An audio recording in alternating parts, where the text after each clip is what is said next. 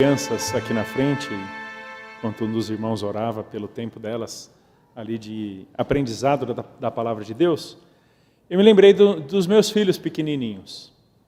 Um deles bastante agitado, o outro mais na dele, mas bastante explosivo. E eu confesso para vocês que até eles nascerem, eu me achava a pessoa mais paciente do mundo.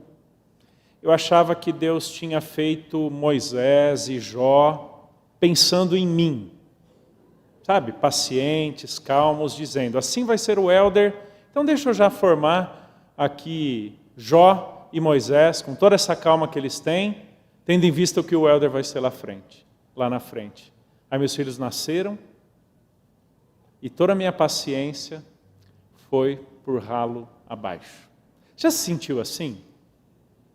Que aquelas pessoas que nós mais dizemos amar no mundo, no caso a nossa família, são aquelas que nós nem sempre contemos a nossa ira, a nossa indiferença, a nossa amargura e os nossos pecados. Já viu como é difícil viver Jesus dentro de casa? Já viu como é difícil demonstrarmos a genuinidade da nossa fé cristã num ambiente no qual nós convivemos com as pessoas rotineiramente, a esposa, o marido, os filhos ou os pais? São pessoas que conhecem as nossas vulnerabilidades, nossas virtudes e pecados. São pessoas que, por causa até do convívio, daquela rotina, daquele dia a dia, acabamos baixando muito das nossas guardas, acabamos demonstrando todas as nossas dificuldades inerentes ainda à nossa vida e natureza pecaminosa, e por causa disso são as pessoas a quem mais demonstramos a nossa luta do coração. Como é difícil, queridos, viver Jesus dentro de casa. Eu diria para vocês que a gente enfrenta até um desafio na vida cristã, na nossa perspectiva meio departamentalizada do cristianismo, em que muitos julgam que a vida cristã ela é basicamente vivida dentro da igreja. Porque é aqui nesse contexto que acontece ou que nós performamos a nossa vida com Deus. Lembra daquela mentalidade meio departamentalizada da vida?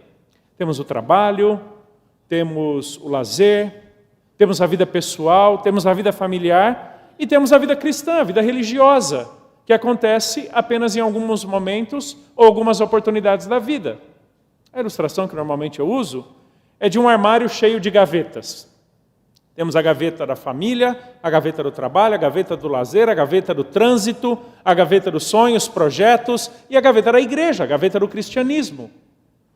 Como se essas gavetas não conversassem entre si ou não influenciassem uma a outra. Então, se eu estou na família, eu abro a gaveta da família e vivo tudo que aquela gaveta tem a me proporcionar. Quando eu estou na igreja, eu abro a gaveta da igreja, eu abro a gaveta do cristianismo e tenho atitudes, pensamentos, comportamentos, relacionamentos que são próprios da igreja. Mas nem sempre nós transportamos ou não entendemos a nossa vida cristã dentro de casa. É por isso que, por mais que eu me achasse, e já pastoreava a igreja antes dos meus filhos nascerem, no finalzinho da década de 90, e por mais que eu já pastoreasse a igreja, e me achasse a pessoa mais paciente com os membros da igreja, foi em casa, com o nascimento dos meus filhos, que a minha paciência foi verdadeiramente testada. Queridos, a vida cristã que nós vivemos na igreja deve ser igualmente vivida em casa. Arthur Pink, um autor do século XX, que ainda manteve muito de uma tradição e de uma teologia puritana, disse o seguinte certa vez, juntamente com a igreja de Deus, o lar do crente deve ser a esfera de sua mais evidente dedicação a Deus. Todas as realizações no lar têm de estampar o selo da divina chamada do crente, e todos os seus afazeres devem ser dispostos de tal modo que todas as pessoas vindas ao seu lar percebam que Deus está ali.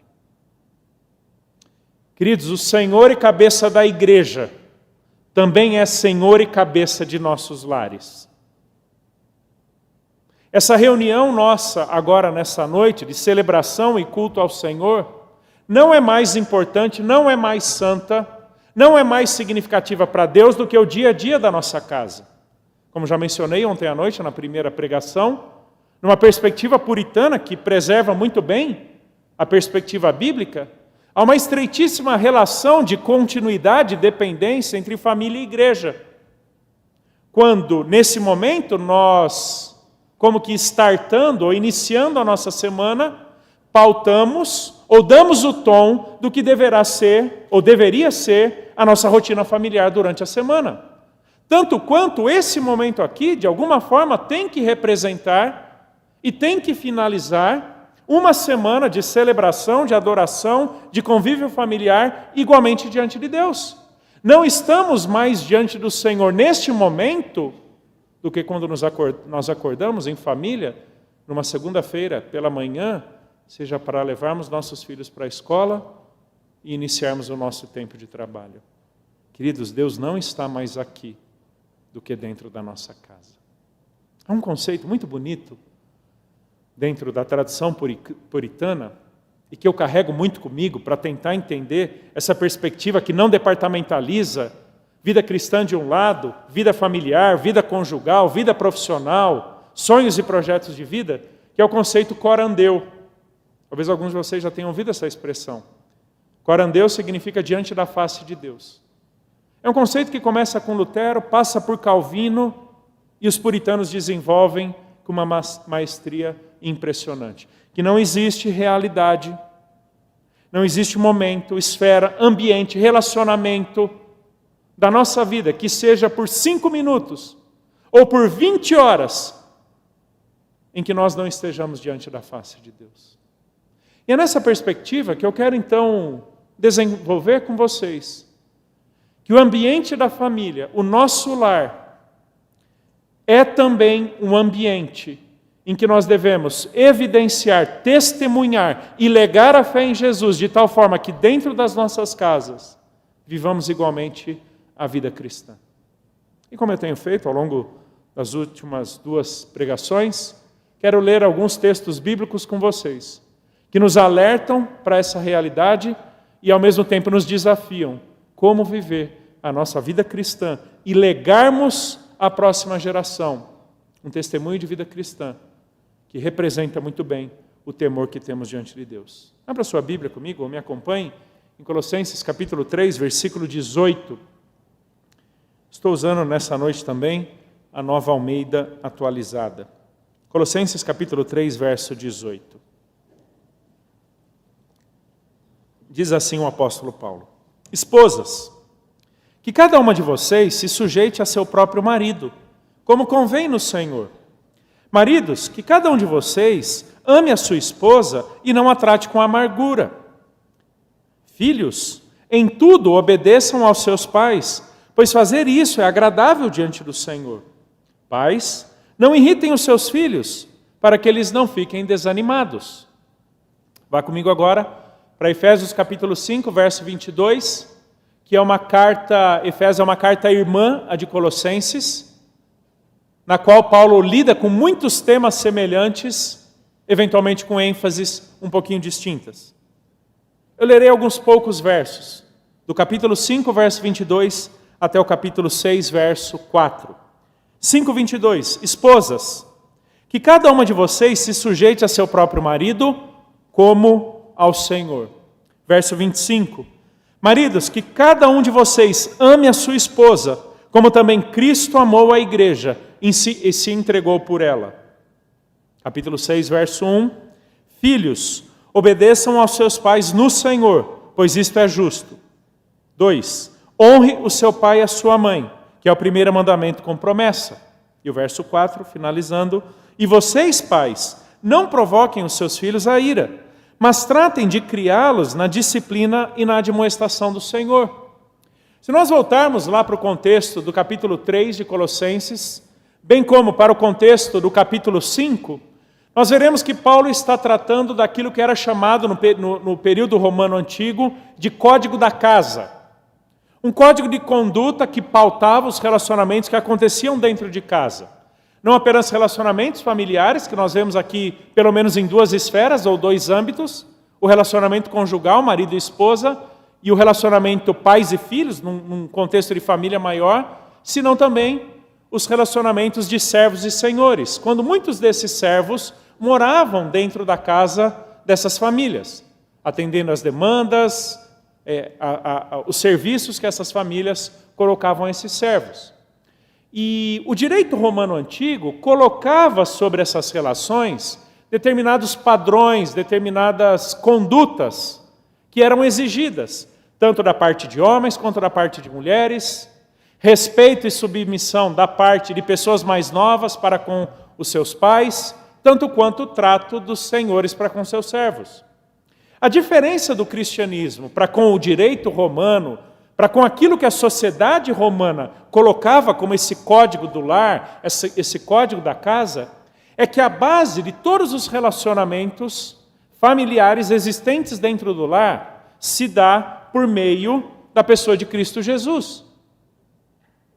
Cristo é o fundamento, a baliza e o propósito de todos os relacionamentos que vivemos em casa. É como se não partíssemos de nós mesmos, mas tivéssemos que olhar por Ele, quem Ele é, o que Ele fez por nós e em quem Ele nos tornou, e então, a partir de tudo isso, definirmos em que consiste um relacionamento familiar, um relacionamento conjugal, que expressa a nossa nova vida em Jesus, de tal forma também para que naquilo que fazemos como família, isso redunde em glória, majestade a Cristo Jesus. Então nós não partimos de uma convenção social. Nós não partimos de um código de conduta do governo federal. E isso é importante porque, especialmente para vocês de geração mais nova, e eu não quero de nenhuma forma ser tipo aquele tiozão que está falando meio distante da geração presente, mas vocês crescem num contexto em que as relações familiares, elas são extremamente frágeis, onde já não existe mais, ou espera-se que não exista mais, uma certa hierarquia funcional entre filhos e pais. E vocês, mulheres, independente da idade, por causa da influência do feminismo pós-Segunda Guerra Mundial, numa perspectiva equivocada e antibíblica de um igualitarismo que desconstrói uma hierarquia funcional entre marido e esposa, que não quer dizer que o marido é mais, que o marido seja o faraó da casa ou o senhor do lar, não. Mas é aquilo que reflete a própria ordem da criação, a qual o próprio Senhor Jesus voltou no Evangelho de Mateus. Hierarquia essa que o próprio Paulo fala em 1 Coríntios capítulo 11 e menciona em 1 Timóteo capítulo 2, de que Deus estabeleceu um fluxo relacional dentro de casa. Porque esse fluxo hierárquico, que não quer dizer que pode mais, manda mais, significa mais e é mais importante diante de Deus, seja o homem em relação à sua esposa ou os pais em relação aos seus filhos, é por causa de Jesus e da vontade de Deus que isso deve ser preservado. Então, mulheres, como já mencionei ontem e hoje, não acreditem nessas tolices, nessas perspectivas mundanas, anticristãs do feminismo, que atribui a vocês significado e valor de existência na possibilidade ou capacidade de performarem ou cumprirem os mesmos papéis, as mesmas responsabilidades que homens cumprem. Não. A dignidade, o valor e a importância de vocês está em quem Jesus tornou vocês diante de Deus. Então, esse código de conduta, esse código de vida cristã no ambiente familiar, tem, e preste atenção, no capítulo 3, verso 18 de Colossenses, fala: esposas, se sujeitem ao seu próprio marido como convém no Senhor. Quando Paulo fala sobre os maridos em Efésios 5, ele diz: amem suas esposas como Cristo amou a igreja. Quando Paulo fala em Colossenses, no verso 20, sobre os filhos, ele diz: obedeçam aos seus pais, porque isso é agradável diante do Senhor. Ou seja, a legitimidade da obediência que vocês, filhos, têm que ter para com os pais de vocês, não é porque os pais de vocês são legais, Ou simplesmente porque aquilo que eles ordenam seja fácil de ser cumprido, mas porque, presta atenção, como eu mencionei ontem, que eu faria diversas vezes, todas as nossas respostas horizontais encontram fundamento na verticalidade do nosso relacionamento com Deus por meio de Cristo. Ou seja, como nós nos portamos diante dos nossos pais, tem que representar aquilo que nós temos em Cristo Jesus, o qual, como Filho de Deus, foi obediente até a morte e morte de cruz. Isso é agradável diante de Deus. Deus se satisfaz com essa obediência. E então, lá no capítulo 6, verso 4, como expus hoje pela manhã, pais devem criar os seus filhos na disciplina e na admoestação do Senhor. Não no seu próprio propósito, não na sua própria mentalidade ou nos seus próprios desejos, mas refletindo nos seus filhos os propósitos e os ideais de Deus para eles. É aquilo que eu chamei hoje pela manhã de Paideia Christi, o grande projeto de Deus, de em Jesus e de através de Jesus nos tornar semelhantes a Ele. E é isso que nós fazemos para com os nossos filhos. Então, olhem para esses dois textos, de Colossenses e de Efésios, como códigos do lar, de um lar que representa e propaga a vida que tem em Jesus. E essa ideia de representar e propagar, de alguma forma, é o que a gente tem desde Gênesis. Há uma continuidade impressionante em toda a história da redenção, naquilo que Deus estabeleceu. Aquele homem e aquela mulher, quando Deus os criou à sua imagem e semelhança, para que esse homem e essa mulher representassem Deus. Eles comportavam em si características, possibilidades, atributos que Deus não deu a animais, que Deus não deu a pedras, ao vento, a coisas, mas apenas a um homem e uma mulher. Então, de alguma forma, o convívio de um marido com sua esposa, a partir daquilo que Deus disse em Gênesis capítulo 2, deixa o homem pai e mãe, une-se a sua mulher, esses dois tornam-se uma só carne e vão viver para quê? Para cumprirem o propósito, o mandato de Deus. Então, quando homem e mulher vivem um relacionamento conjugal em casa, no Senhor, ou como ao Senhor, eles estão representando e eles estão propagando os propósitos de Deus. Tanto quanto esses filhos, quando obedecem seus pais, e é interessante que a expressão obedecer, na língua grega, é uma junção de duas expressões. É uma palavra preposicionada, que significa literalmente colocar-se por debaixo daquilo que você escutou. E preste atenção, vocês, jovens adolescentes que ainda moram com seus pais, e que lhes deve obediência, respeito e honra. Obediência é colocar-se por debaixo. É quando você reconhece e se submete à autoridade daquele que está acima de vocês. E quem os colocou ali não foi a sociedade, não foi uma construção ou uma convenção histórica, foi o próprio Deus. É por isso que quando vocês obedecem seus pais, vocês estão representando Jesus diante deles, o servo perfeito que se submeteu ao seu Pai, o Deus eterno. Esposas, que cada uma de vocês se sujeite ao seu próprio marido.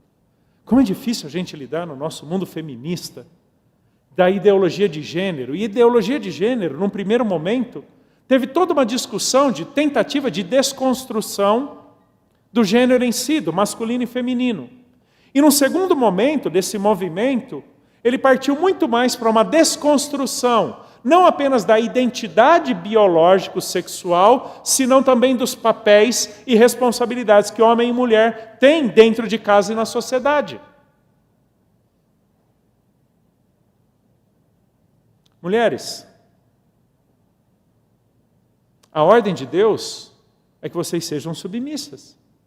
Agora, não olhe para a submissão como ser capacho.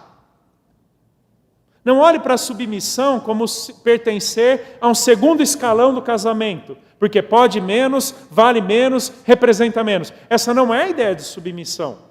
é que nós sempre atribuímos à palavra submissão inferioridade. Mas essa não é a ideia das Escrituras. Ela tem muito mais a ver com aquilo de quem Deus cobra primordialmente ou primariamente, do que propriamente lida com valor, importância ou significado que tem diante de Deus. E aqui eu volto para Gênesis, capítulo 1 e capítulo 2. Gênesis 1, verso 26 ao 28, Deus cria homem e mulher à sua imagem e semelhança. E aqui vai uma frasezinha para você memorizar. Homem e mulher são essencialmente iguais diante de Deus. Homem não é mais imagem de Deus do que a mulher. Homem não comporta em si mais atributos ou características de Deus do que a mulher. Eles são essencialmente iguais. Mas na sequência de Gênesis, capítulo 2, especialmente do verso 15 até o capítulo 3, há uma nítida atribuição funcional distinta de homem e mulher.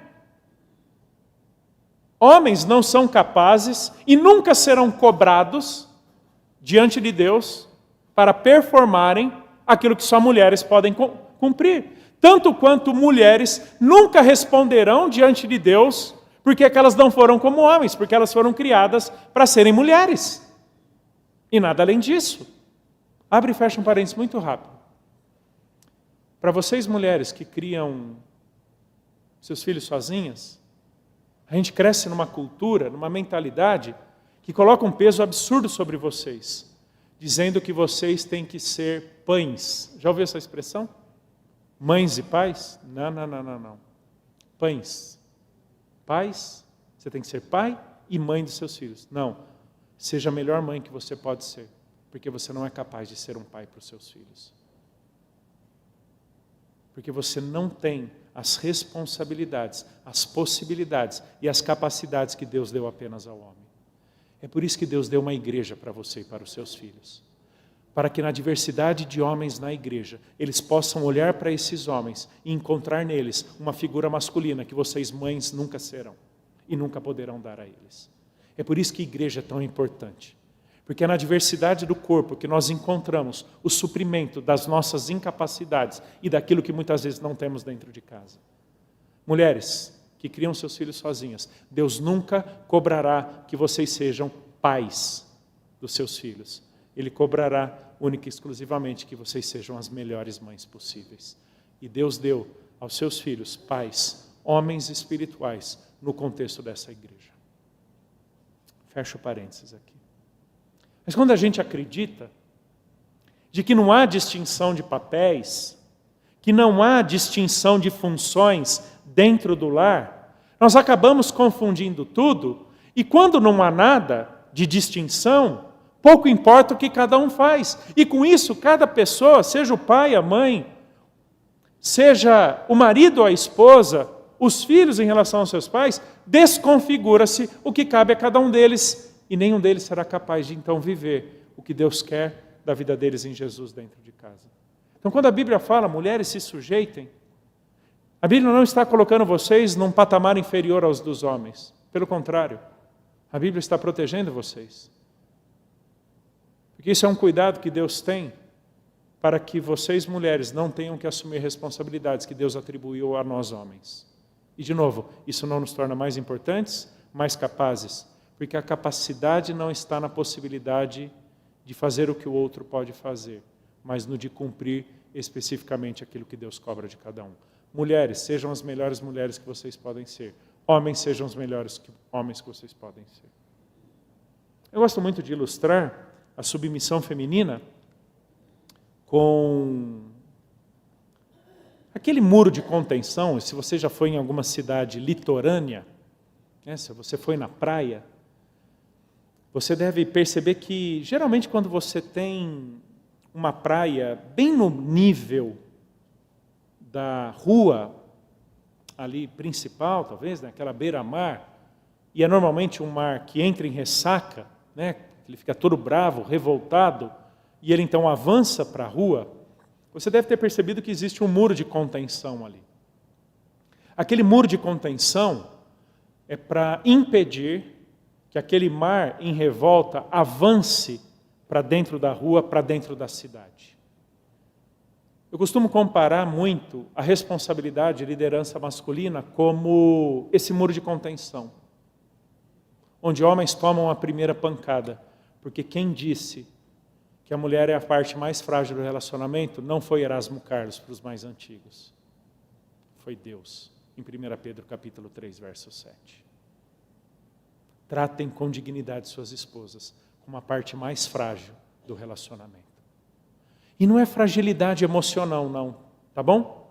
Até porque essa geração mimimi de homens, que não assume responsabilidade de homem, que não tem coragem, que é peculiar e pertinente a homem, tem se demonstrado num desequilíbrio emocional impressionante, onde mulheres demonstram muitas vezes uma fibra, uma coragem emocional, uma estabilidade sentimental que muitos dos nossos homens jovens não têm.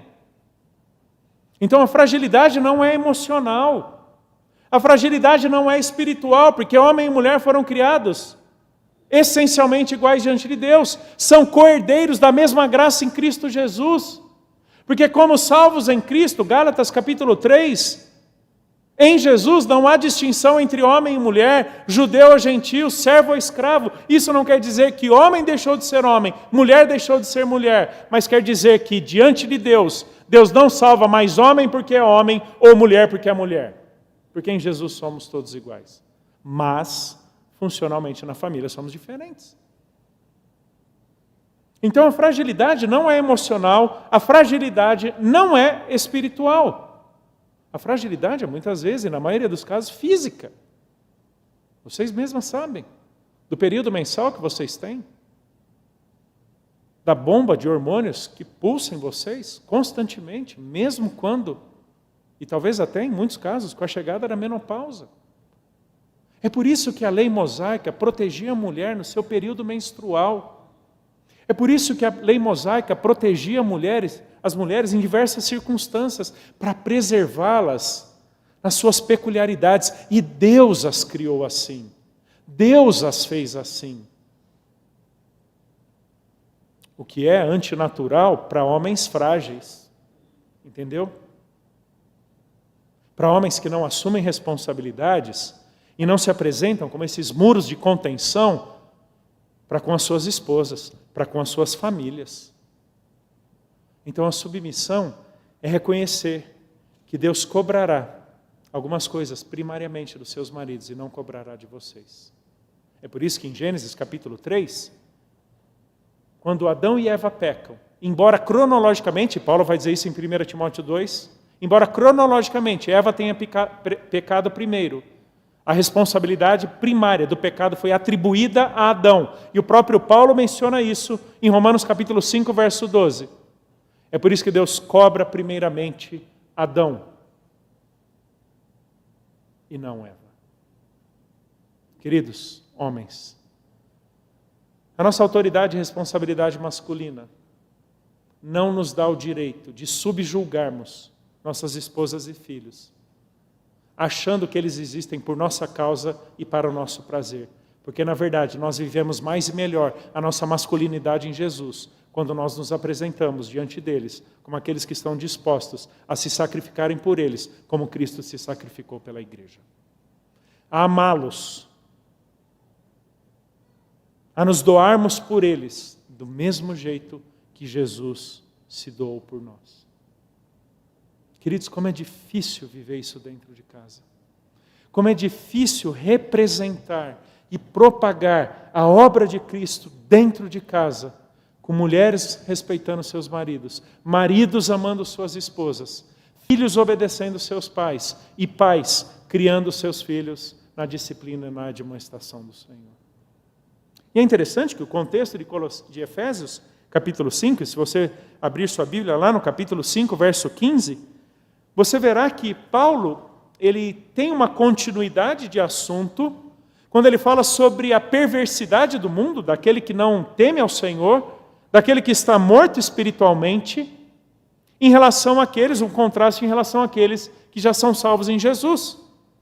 E então Paulo diz no verso 15, portanto, tenham cuidado com a maneira como vocês vivem.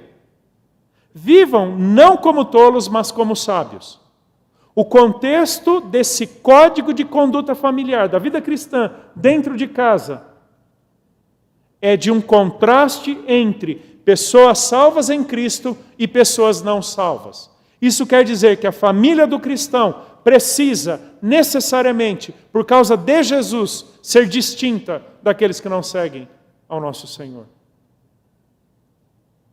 Da maneira como nós nos tratamos, a maneira como administramos o nosso tempo, a maneira como desfrutamos e frutificamos da nossa vida dentro de casa, até a maneira como nós educamos nossos filhos para propósitos que vão muito além da universidade ou do mercado de trabalho, o que é simplesmente o normal de todo mundo. E eu me lembro, quando meus filhos eram pequenos ainda, talvez aí 9, 10 anos de idade, eles eram matriculados numa escola ali em Atibaia, tinham uma bolsa gigantesca, gigantesca. Eu pagava o mínimo do que aquela ótima escola custava. No entanto, e eu me lembro de um dia, e eu e a minha esposa conduzíamos o ministério com os juniores da nossa igreja, eu me lembro que numa terça-feira, era mais ou menos 9 horas da noite, o meu filho se assentou para fazer a sua atividade escolar, porque naquele dia simplesmente não tinha dado tempo, porque com 9, 10 anos de idade, ele tinha que ter ficado na escola para se preparar para um simulado que teria no domingo. Que aquilo foi se arrastando por algumas semanas. E então conversei com a minha esposa, fomos até o diretor, que era um amigo nosso, inclusive professor de uma disciplina no seminário que eu dirigia, e conversei com ele e disse: fulano, quero muito te agradecer pela bolsa que você deu para os nossos filhos, mas nós não temos mais pretensão que eles continuem aqui, porque nós temos mais propósitos para eles do que simplesmente tirarem uma boa nota no Enem. Isso porque eles tinham 9 e 11 anos de idade. Toda a escola, desde os 5, 6 anos de idade, era formatada para que meus filhos passassem no Enem 10 anos depois. Não, eu tenho outros propósitos para eles. Eu não quero que eles eu não estou dizendo que eu não quero que eles sejam academicamente excelentes. Eu não estou dizendo que pouco importa a universidade ou o trabalho. Eu só estou dizendo que eu não posso me render a uma mentalidade de agenda, de padrão escolar e de propósitos educacionais do mundo que atribui significado e valor para os nossos filhos pela competência acadêmica ou profissional que eles têm, e pouco importa quem sejam em Jesus. Eu parto de outro pressuposto. Agradecemos, e ele disse: Helder, eu te entendo, e eu concordo com você, mas essa é uma exigência que os pais fazem, e como escola a gente não tem o que fazer. Eu falei: eu também te entendo, e é por isso que a gente vai tirar os nossos filhos da escola. Fomos para uma outra, que era academicamente muito boa, mas com uma demanda de agenda e propósitos distintos, o que permitia nossos filhos curtirem e desfrutarem da família, dos amigos, da igreja, em tantos outros momentos. Paguei mais caro financeiramente por isso, mas os meus padrões como família cristã para os meus filhos não podem ser os mesmos de famílias que não servem a Jesus, porque os propósitos de Jesus para os nossos filhos são distintos do mundo. É por isso que o contexto aqui é desse não viver como tolo, mas como sábio. Como sábio em quem? Em Jesus. Versículo 17, por esta razão não sejam insensatos, mas procurem compreender qual a vontade do Senhor. Vontade do Senhor para quê? Para o casamento. Vontade do Senhor para a família, para a educação dos filhos, para a obediência aos pais. Isso me leva muito a pensar, queridos, que essa vontade do Senhor é da qual nós partimos para que homens sejam homens segundo o caráter de Jesus, e não segundo a mentalidade profana ou promíscua do mundo. De que vocês, mulheres, sejam mulheres segundo Jesus, e não simplesmente mulheres empoderadas, como o mundo cobra e atribui a vocês. Queridos, é a vontade do Senhor que nós temos para cumprir, dentro de casa, no convívio do lar. E não se embriaguem com vinho, pois isso leva à devassidão, mas deixem-se encher do Espírito. É interessante que o exato assunto, na sequência do deixem-se encher do Espírito Santo, é casamento e relacionamento pais e filhos. Queridos, o ambiente familiar é igualmente um ambiente e uma oportunidade para evidenciarmos uma vida controlada pelo Espírito. Como eu falei, eu me achava a pessoa mais paciente. E por muito tempo eu lutei com ira contra os meus filhos. E quanto mais eles cresciam, mais desafiadora e tensa era a minha luta. E o meu problema não era meus filhos. Como eu disse, eu os amo demais. Meu problema era o meu coração, que não estava disposto a se deixar controlar pelo Espírito. Que por causa de um senso de justiça própria, que por não tolerar que alguma coisa saísse do meu controle, eu explodia em ira contra duas criancinhas. Eu não saberia dizer quantas vezes eu tive que pedir perdão para eles, porque eu havia pecado contra eles. Pela graça e bondade de Deus. Não sem luta, não sem dificuldades. Hoje eu posso olhar para trás e dizer que a minha paciência foi tratada em Jesus, tanto quanto a minha ira em relação aos meus filhos. Queridos, devemos ser cheios do Espírito dentro da igreja, mas também dentro de casa. De tal forma que a maneira como eu trato a minha esposa demonstre Jesus para ela. A maneira como a minha esposa me trata demonstre Jesus para mim. Representar e propagar. A maneira como eu trato e educo os meus filhos demonstre Jesus para eles. E a maneira como meus filhos nos tratam como seus pais demonstre Jesus para nós. Esse é o desafio que temos como famílias, queridos. Viver a vida cristã em casa de tal forma, a como Arthur Pink disse, ninguém ao entrar em nossas casas tenha dúvidas de que Deus esteja ali. Porque é só por Deus que podemos viver isso, não é verdade? É só por Deus.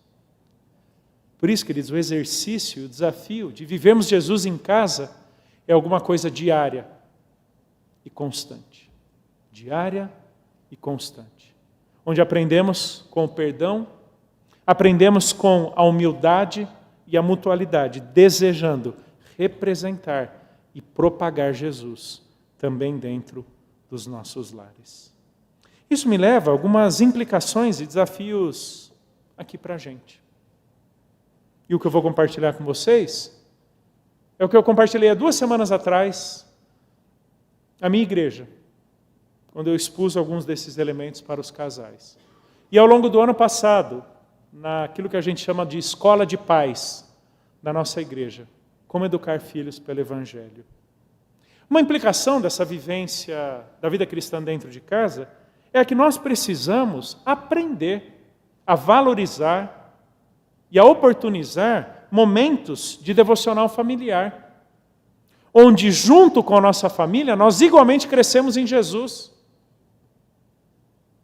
Eu sei que cada um de nós prestará contas diante de Deus, individualmente, do que você fez pessoalmente diante de Deus, no mundo. Mas, na medida que existimos e vivemos como família ou como casais, nós ganhamos uma dimensão ou ganhamos um novo âmbito no qual e por meio do qual nós igualmente precisamos crescer em Jesus. E o que eu quero dizer por tempo devocional? Eu não estou pensando simplesmente no momento com Bíblia aberta, fazendo aquilo que alguns chamam de culto doméstico. Já ouviu essa expressão, né? Sim, isso tem todo o seu valor. Mas eu quero pensar em tempo devocional, algo muito mais amplo e mais extenso do que simplesmente, talvez, 15 ou 20 minutos em que abrimos a Bíblia e a lemos juntamente com a nossa família e fazemos uma oração. Eu estou pensando, por exemplo, quando nós pais incentivamos, acompanhamos e cobramos o tempo pessoal dos nossos filhos com Deus. O tempo comunitário, como família, não elimina o tempo individual de cada um com Deus. Incentive. Cobre.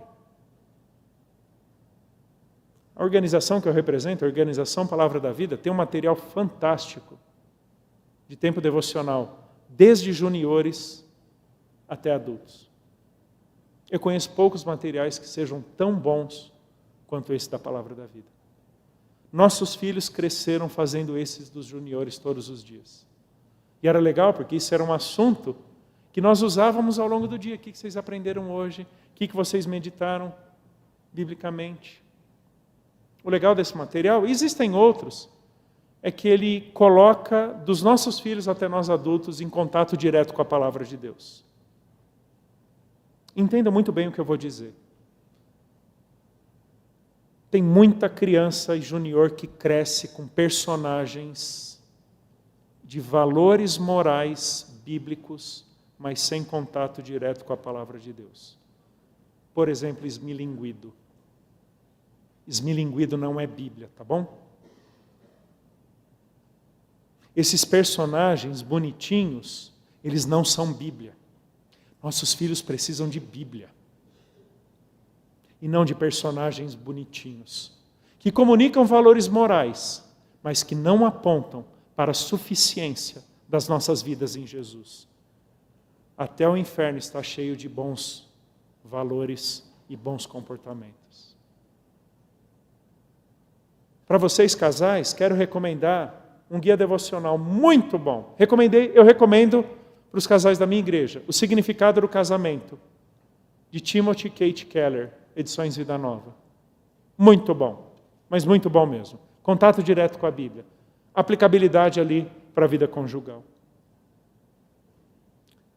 É quando nós incentivamos, desafiamos a vida devocional individual e usamos isso como contexto de conversa.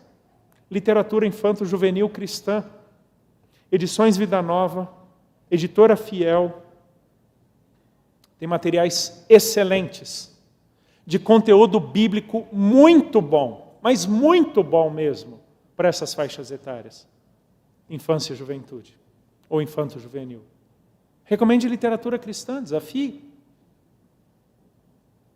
Nosso tempo familiar, de oração, de leitura bíblica, de aproveitarmos momentos para compartilharmos. E é muito legal que a gente está num momento familiar, eu, a Ju, o Lucas e o Tiago, onde cada um estava, até hoje à tarde, cada um estava num canto do Brasil. Eu aqui, Juliana em Atibaia, Lucas e Tiago em Curitiba, servindo ali num acampamento. Ficamos 1 mês e meio separados, cada um, eu e a Juliana separados só esse fim de semana, né? Mas com nossos filhos separados. E a gente sempre compartilhando motivos de oração por WhatsApp. Meninos, orem por isso. E eles falando, orem porque essa semana eu estou de conselheiro num quarto.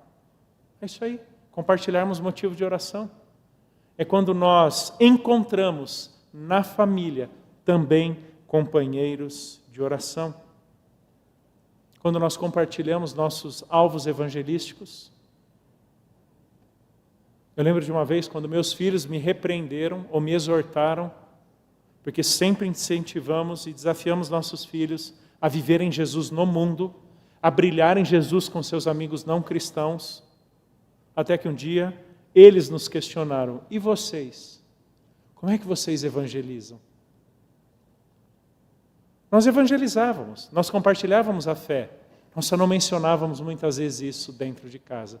Passamos a compartilhar sobre os nossos alvos evangelísticos, sobre os nossos desafios e lutas de viver Jesus no ambiente de trabalho, no ambiente educacional e tantas outras coisas. O desafio de vivermos vida devocional familiar, também no contexto da igreja, queridos. Quando, por exemplo, seus filhos veem vocês, pais, servindo na igreja, não existe legado de serviço mais poderoso para os seus filhos do que eles verem vocês servindo na igreja. E de vocês os incentivando, sobretudo na adolescência e pré-juventude, a que permaneçam na igreja, mesmo que eles estejam no período pré-vestibular. Eu poderia citar dezenas de vezes que eu tive que exortar pessoal ou comunitariamente pais da nossa igreja, que quando os filhos faziam algo errado em casa, os pais cortavam as atividades da igreja dos seus filhos, não deixavam ir nos adolescentes, não deixavam ir nas crianças, os proibia de ter contato. Eu lembro de, em atividades dos juniores na igreja, eu ligar para pais dizendo, cadê teu filho? Ele está sob disciplina. A vontade de falar, você é um covarde. Porque você não corta o celular dele, você não corta o videogame dele, você não corta a comida dele, mas você corta a igreja. Isso não faz sentido. Isso é falta de coragem. Se cortar a igreja, mas não cortar videogame, celular, isso não faz o menor sentido. Ou jovens, quando estão prestes a prestar um vestibular, numa federal, numa estadual, ou algum concurso, adolescentes também, eles se isolam, porque os seus pais exigem dele uma dedicação tal, porque afinal de contas eles têm que passar no vestibular dos sonhos. Essa turma que abandonará a fé no primeiro ano da universidade e a igreja até o fim da faculdade. Não façam isso. Não façam isso. Incentivem, desafiem, cobrem, motivem e deem um exemplo de que a vida cristã é mais e melhor vivida em comunidade, nunca no nosso individualismo. Crentes precisam do povo de Deus. Isso é vida devocional familiar, queridos. Quando a gente vai embora agora para casa, conversando sobre o que aprendemos, sobre aquilo que fomos desafiados. Veja que vida devocional não é simplesmente 15 ou 20 minutos com a Bíblia aberta, mas é aquele desafio de Deuteronômio capítulo 6, do falar da palavra, do amor a Deus, de uma palavra que está incutida e transformando nossos corações ao nos deitarmos, ao nos levantarmos, ao levar para a escola, ao nos assentarmos para comer, quando estamos com dificuldade no trabalho, quando alguma coisa não está bem. É isso. É cultivarmos e frutificarmos a nossa devoção ao Senhor dentro das nossas casas. E um segundo desafio, e último, é o que eu quero chamar de um legado de temor do temor do Senhor. Deve se lembrar que tanto Colossenses quanto Efésios falam muito no Senhor, do Senhor, que ecoa muito aquela perspectiva que vem desde Deuteronômio. O que é que o Senhor Deus requer de ti, Israel? Que você o ame, o tema e cumpra os seus mandamentos. Provérbios não inventam o conceito chamado temor do Senhor. Temor a Deus, levar Deus a sério, respeitar o Senhor, é aquilo que caracteriza a submissão e o respeito que o povo de Deus tem para com Deus. É por isso que então Provérbios 14, 26 dirá, quem teme ao Senhor tem forte amparo, e isso é refúgio para os seus filhos. Quem teme ao Senhor tem forte amparo, e isso é refúgio para os seus filhos. A maior segurança, pais, que nós podemos dar para uma geração que está vindo depois da nossa, não é a estabilidade financeira, não é uma casa própria ou uma poupança que renderá passivamente para os nossos filhos até a morte deles. A maior segurança que podemos deixar para eles é um legado de temor a Deus, porque a despeito de terem ou não recursos, eles viverão exatamente como Deus quer de cada um deles. Queridos, o maior legado que podemos deixar para os nossos filhos é uma vida de temor a Deus. Olha Provérbios 20, 7. O justo anda na sua integridade, felizes são os seus filhos depois dele. O justo anda na sua integridade, felizes são os seus filhos depois dele. É quando vivemos essa integridade no convívio familiar, de tal forma que nossos filhos tenham um testemunho em nós, do qual partem na sua própria integridade de vida diante de Deus. Lembre-se disso. O maior legado, a maior herança que podemos deixar para a geração que está vindo depois da nossa, é uma vida de temor a Deus, da qual os nossos filhos partirão, porque viram em nós a eficácia e o poder transformador do Evangelho. E que Deus nos abençoe ao vivermos e brilharmos Jesus dentro das nossas casas. Vamos orar?